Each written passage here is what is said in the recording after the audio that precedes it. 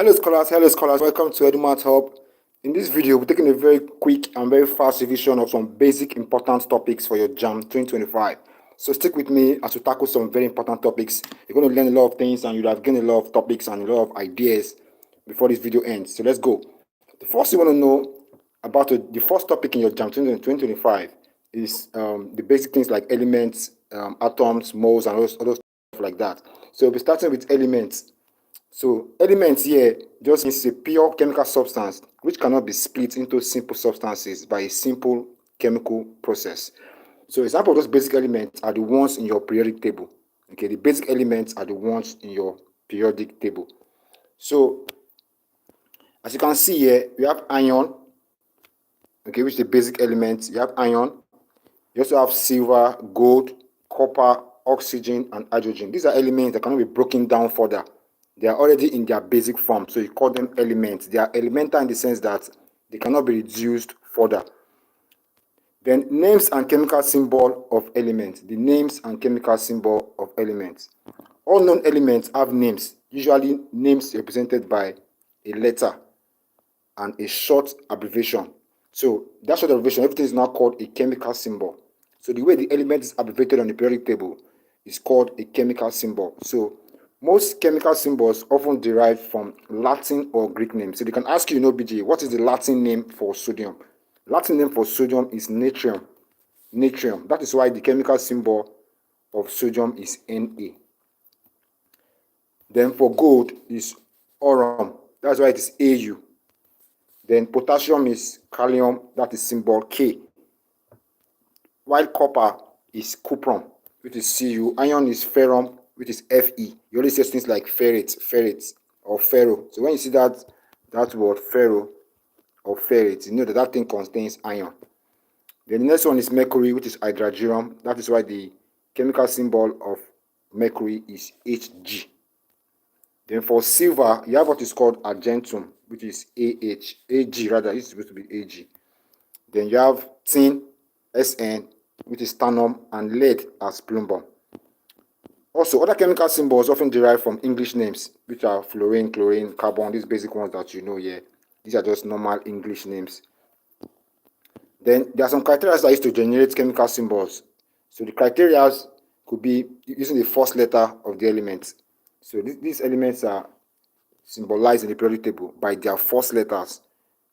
So that's why carbon is just C, because that's the first letter. Then iodine, fluorine, there are some elements like that. Then elements can also be represented on the periodic table by the first and second letter. So there are some elements that obey that criteria, that is just the first and second letter. An example is calcium. Calcium is Ca, because the first letter is C, second one is A. Then you have aluminium, chlorine, and so on. So stick with me as we move on. We're still going to go to acid, bases, and salts. So just stick with me. You have a lot of things to cover, and I can assure you that you gain a lot of things by the end of this video. So the next one is magnesium, manganese, and so on like that. So you have argon, first letter A, second letter R. Then elements can also be represented by a symbol, okay, from the Latin name.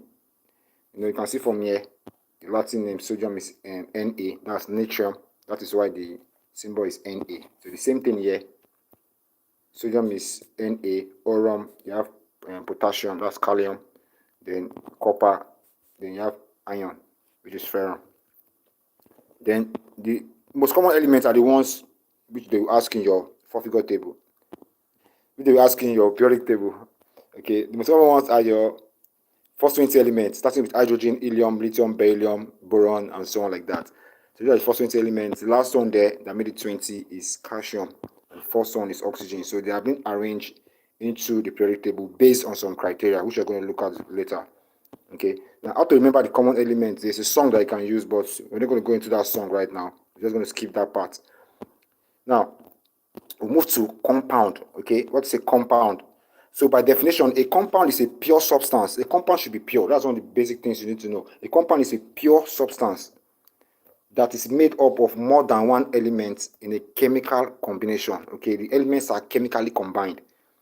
A single element like K, like C or K cannot be a compound. The compound must have two or more elements, okay, that are chemically combined. So you have examples of compounds like sugar, salt, and water. So these are examples of compounds. sugar, salt, and water. Okay, I hope you are following. Then the next one is combination. So the combination of a compound, when you are talking about a compound, the combination is always in a fixed ratio. Compounds are always in a fixed ratio. Like if you look at H2O, for example, H2O is H2O. So H2O, the ratio here is 2 to 1, as you can see. 2 hydrogen combining with 2 hydrogen, 2 hydrogen combining with 1 oxygen. So the ratio is 2 to 1. So it's always in a fixed ratio, as you can see. So that fixed ratio is very, very important. As we go on, you're going to see why. So carbon dioxide, for example, which is CO2, is made up of 2 parts of oxygen and 1 part of carbon. So carbon dioxide is CO2. So you have 2 oxygen combining with 1 carbon. 2 oxygen blending with 1 carbon. Okay, so that is carbon dioxide. Okay, hope you understand that. So it's always in a fixed ratio. You also have water. Water is made up of 2 parts of hydrogen.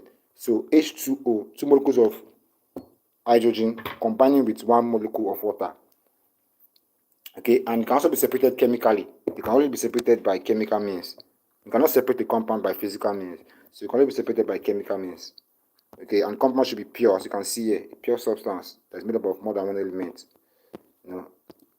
combined chemically. Now, properties of a compound. Properties of a compound are the compound cannot be separated physically. Okay, take note of that. Okay, then constituent elements can be separated by chemical means only. Okay, constituent elements can be separated by chemical means only by chemical means. That's the way you can separate these compounds. When formed, compounds involve a chemical change. There must always be a chemical change involved when the compound is formed. Okay, if you look at the reaction between hydrogen and oxygen, so you have H2 plus O2, which will give you 2H2O. So this is a chemical reaction between hydrogen and oxygen. So it can only be separated by a chemical means. Okay, then the properties differ from its constituent elements. Properties of a compound differ from its constituent elements. The properties of water, the way water behaves, is different from the way oxygen behaves, and it's different from the way hydrogen behaves. So the product of a chemical reaction is always different from the behavior of the reactant or the behavior of the constituent elements. That's one thing to take note of that. And whenever a chemical compound is formed, there's always a chemical change that takes place. Hydrogen and oxygen combine to form water, so there's a chemical change that takes place before you can have H2O. Okay, so bear that in mind. Now we'll move to the next part, which is mixture. So let's talk about mixtures now. So we talk about compound. So the next part is to talk about mixtures. So what's a mixture? A mixture is a physical combination of 2 or more substances. Okay, 2 or more substances in any ratio. Okay, don't forget that for for compounds, the elements or constant elements must be in a fixed ratio, but for mixture, they can be in any ratio. Okay, so it's a physical combination, not a chemical combination. Mixtures are not chemically combined.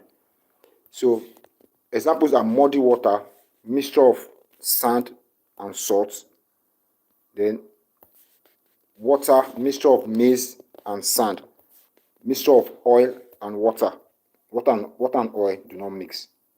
Okay, same thing with muddy water, which is made up of sand and other particles like that. Then how can they be separated? They can only be separated physically, maybe by filtration, maybe fractional distillation, any other method like that. But by physical means, that's how they can be separated. Or like compounds that can be separated only by chemical means. Now, types of mixtures. Now, there are 2 types of mixtures, which is homogeneous mixture and heterogeneous mixture. Now, homogeneous mixture, homo just means the same. Okay, homo means similar or the same. So, bearing that in mind, you will notice that homogeneous mixtures is a kind of mixture which has a uniform composition, appearance, and properties. So the whole stuff is uniform. When you pour salt and water, for example, in a container, it's not as if you see the salt separate from the water. Everything will be uniform. everything will blend in. So you have like a similar color. Okay, a single color. The same thing with sugar and water. When you put sugar in water, the whole color or the whole blending, when they combine, when the sugar dissolves in the water, it's just a similar color you're going to see. Everything will just look similar. Okay, that is an homogeneous mixture. So bear that in mind. There's a uniform composition, appearance, and properties. Uniform composition, appearance in terms of the color. Color is uniform. Not as if you have red color in one place, blue or it's uniform. Then the next one is heterogeneous. Heterogeneous just means different. Okay, hetero means different. Okay, it means different or dissimilar. So an heterogeneous mixture is the kind of mixture in which has a difference in composition, appearance, and properties. There's a difference in composition. When they combine, you see like different layers of things. Take for example, when you mix sand and water, you notice that the sand will be in a particular part. The sand particle will be in a particular part, while the water particles will be in another place. So that's an heterogeneous mixture. It's not uniform. There's no uniformity in terms of appearance. So that's a heterogeneous mixture. The next one is mixture of ice and water. When you mix ice and water, like ice block and water, you see the ice block in a particular part, you see the water in some particular part. So everything is mixed together, but you can distinguish the constituents. Then properties of mixture. Mixtures can be seen, separated by physical means. Okay, they can be separated by physical means only. Constituent elements have no definite ratio. There's no definite ratio. It's just they are in any ratio. You can see it from the definition of mixture here. From the definition of mixture, the substances are combined in any ratio. Maybe you pour 2 cups of sand to 1 cup of sugar. It's not as fixed as you have it in compounds where elements are combined in fixed ratios. Okay, so there's no definite ratio, as you can see here. There's no definite ratio. When they are formed, it involves a physical change. It's a physical change when you form a mixture. Unlike compounds, where when they are formed, you have what is called a chemical change. Okay, the properties are the same from the constituent elements. So the properties of a mixture of sand and water is the same as the property of the sand and water because they are not chemically combined. So the properties are the same. Unlike in compounds where you have it that the behavior of the final product is different from the behavior of the constituent element. And so these are the differences between mixture and compound. So a compound cannot be separated by physical means. So it can be separated by chemical means. Okay, this one can be separated by physical means. This one chemical means. When the elements are formed, not as if you can actually see the different elements. Everything is combined, but in mixture you can actually see the layers that are involved. Constituent elements have definite ratio. You can see H2O. It's a definite ratio. It's not H4O, not H4O, but H2O. So it's a definite ratio. Unlike in mixtures where the constituent substituent or the particles, they are in no definite ratio. They're just combined. They're just mixed together. When formed, there's a chemical change that takes place when you form a compound. Why? For mixtures, it's a physical change. Then the properties of a compound is different from the properties of the constituent elements. Why? For a mixture is the same. Okay, there's no difference in the properties of the final products and the constituent elements. So we move to the next part, which will help us to understand the idea of separation techniques. Okay, now take note of something else. Let's move to separation techniques now. So for separation techniques, we're talking about decantation, distillation, and all those other techniques like that. So let's take the first one here. So for the first one here, let's talk about solutions here. So let's talk about solutions.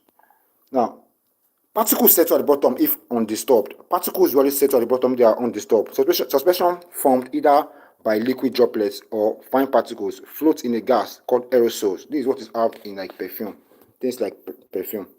Okay, the blood in your body is also in suspension. Okay, you have particles that are suspended in blood. Okay, suspension used at homes like insecticide sprays, medicinal syrups, they are always labeled as shake before use. If you don't shake them before use, you might not get the effective action of that particular product. So that's why it's always using the shake before used. Okay, you have to shake it before you use it. Then for a suspension is heterogeneous. The particles are always separate. You see the particles that are sitting in layers, and they are opaque, not clear. It looks colloidal, as in you cannot see through it. Okay, particles separate without dissolving, and components separate by filtration. It can actually be filtered. Let's move to the next part, which is heterogeneous and homogeneous mixture, in case you want to differentiate them. The difference between solution and suspension. So a solution is homogeneous. Imagine salt plus water is homogeneous. Everything is like you can see through it. It's transparent. Or like what you have in suspension, like when you have milk in water. So it is heterogeneous. You can actually see layers, or you have water and oil as suspension. Then the solution is always clear. Sugar in water is a clear solution. Suspension is opaque. You cannot see through it. Opaque means light cannot pass through it. You cannot see the other side. Particles completely dissolve, while here the particles are separate without dissolving. That's in suspension. The particles are just floating on each other. So you have one particle floating or being suspended on another particle or another medium. That's why it's called suspension. Then components separate by evaporation. If you want to evaporate or separate the particles in the solution, like when you have salt plus H2O, salt plus water. If it's the solution, if you want to get the salt back, you have to heat it up. You apply some heat to it, so the water will evaporate, and you have the salt deposits or precipitates in the container. So, but for this one here, you have to filter it by filtration. If you want to separate the suspension, you have to use filtration method. Okay, the next one is emulsion. Emulsion is a mixture of liquids that do not completely mix. So milk, which is drops of butter fat in water, emulsion paints, and so on. So they do not completely mix. One is just emulsified. One of them is emulsified on top of the other one. So properties of emulsion: liquids do not mix. They do not mix, so it's called immiscible. Liquids that do not mix, they are called immiscible liquids. And liquids that mix, they are called mixable liquids. So immiscible here, this prefix here, IM, means not mixing or not possible, or non-mixing liquids. So they usually form from two liquids, oil and water. Okay, when you pour oil and water, you have something like an emulsion. You just have the oil being like floating or suspending itself on the water. So when emulsion shakes, they form droplets. So when you shake the mixture, if you spray it, like if you can have something that can actually spray it out, it will come out like droplets, as you can see here. Then when you shake the emulsion, like you shake it like very hard, it will form an homogeneous mixture, but it takes time. You have to shake it very, very hard. Then method of separating mixtures. So let's look at the method of separating mixtures. So according to the methods, depending on the properties of the things that you want to separate. So you have decantation, evaporation, distillation, sublimation, filtration, and chromatography. So these are the basic separation methods. So let's just look at them one real quick. So the first one is you also have solvent extraction, layer separation, magnetization, and so on. So decantation is a process of separating a homogeneous mixture of a liquid and a solid by pouring out the liquid only and leaving the solid at the bottom of the container. Just the way, as if you want to fill, maybe you have a like gari now. You have water and there's gari inside the water. You want to separate those particles that normally float on the gari. You decant it, as in you just bend the container. You bend the plate or the cup a little so that the particles at the top will just pour away. That is what is called decantation. Okay, that's decantation, basically. So it's a process of separating heterogeneous mixture. So you have water and some gari particles, okay, floating on the water. So you're separating it by just bending the container a little. The process of some components of mixture setting at the bottom is called sedimentation. Now, when you pour maybe something like, let's look at something that can actually sink in water. So when you pour salt in water, some particles will go down, but it will later dissolve. The same thing with gari. When you pour gari in water, gari will not dissolve, but after a while, it will sediment to go to the bottom part and just settle there. So when the gari absorbs a lot of water, it will not become thickened, it will become hard and it will become dry. Like if you don't put a lot of water, it will become dry and it will become solidified. So when particles settle at the bottom of a liquid solvent, like a solvent, yes, when it settles at the bottom part, you have what is called sedimentation. Now, decantation can be used as a separation technique. Okay, you can use to separate water from muddy water. Muddy water is like the water you see, like maybe during rainfall. Those muddy water you see, you can separate it by decantation, by just bending the container a bit, then allowing the stone, the sand, everything to pour away. Though it might not be pure, you still have to apply some other methods to remove the particles that did not pour away. The next one is blood test. Now, blood test, clearer parts of blood form mixture of clear blood, and it is called solid components.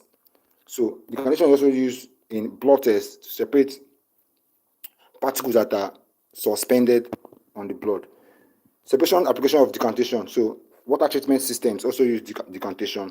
Separation of components of blood, in case they ask you in OBJ. So water system treatment, they use decantation method, and separation of components of blood. Next one is magnetization. This one has to do with the properties of the magnet, magnetic material. So the process involves the separation of iron magnetic materials, not only iron though, from a mixture, whereby a magnetic material is attracted to a magnet and leaves behind other components of the mixture.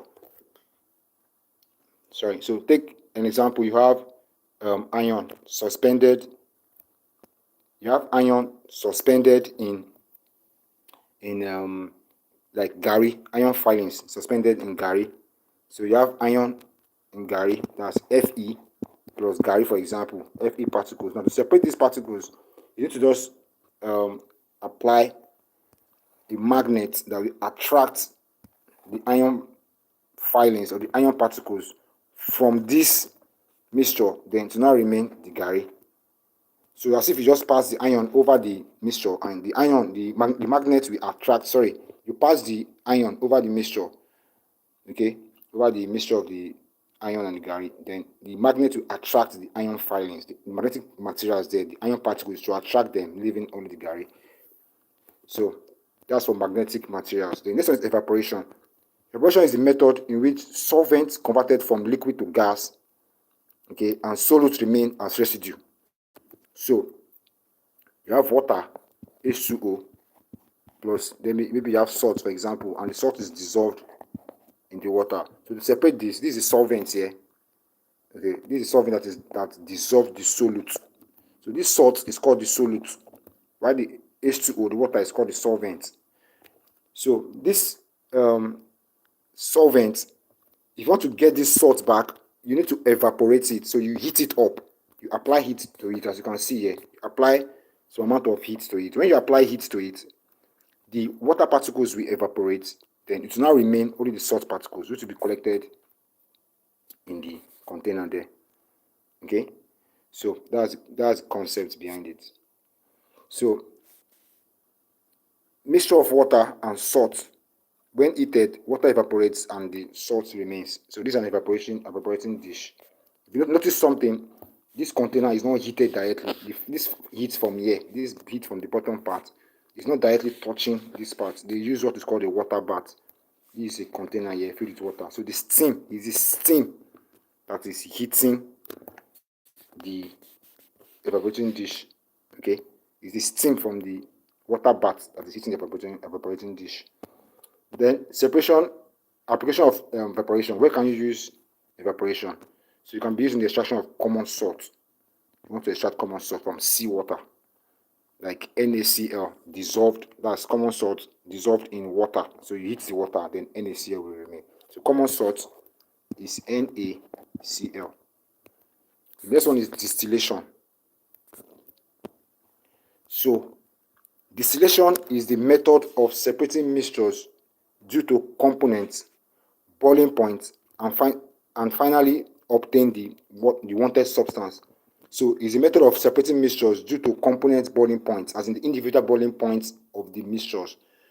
So each substance will distill when it gets to its own temperature. So the wanted substance that you need will now be cooled until it becomes a liquid. So the cooled vapor is called a distillate.